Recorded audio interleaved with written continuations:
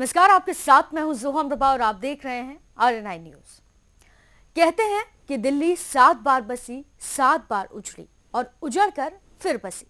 इसका इतिहास लिखा गया, भूगोल बदला गया, निजाम और साथ ही इंतजाम सब बदलते गए, लेकिन किसी को भी ध्यान नहीं रही तो वो थी बस यमुना।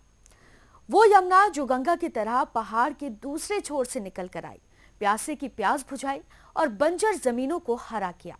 लेकिन अपने किनारे बसे हुए दुनिया के बड़े और जाने माने शहर दिल्ली के बावजूद आज यमुना का वजूद आखिर क्या है, आप देखिए हमारे इस खास रिपोर्ट में।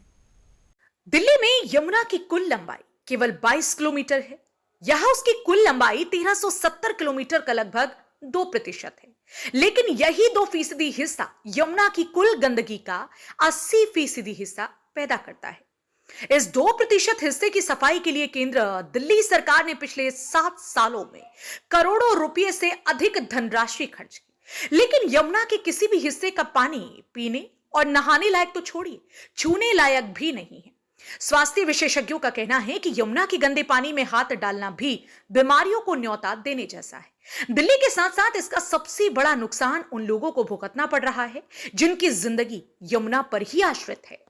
आम आदमी पार्टी ने 2015 में दिल्ली की सत्ता में आने के बाद से करोड़ों रुपया यमुना की साफ सफाई पर खर्च किया। जल शक्ति मंत्रालय ने एक बयान जारी कर दावा किया था कि उसने 11 प्रोजेक्ट पर काम करने के लिए अरविंद केजरीवाल सरकार को 2361.08 करोड़ रुपए दिया था। इसका उपयोग यमुना में गिरने वाले गंदे जल को शोधित करने के लिए STP का निर्माण करना था। इस धन का कितना उपयोग हुआ, यमुना का गंदा पानी बता रहा है। नमामि गंगे योजना के अंतर्गत केंद्र सरकार ने 4290 करोड़ रुपए की धनराशि स्वीकृत की थी। इस धनराशि से यमुना में गिरने वाले गंदे जल को ट्रीट कर शुद्ध करने के लिए 23 प्रोजेक्ट पर काम किया जाना था। इसकी कुल क्षमता 1840 MLD थी।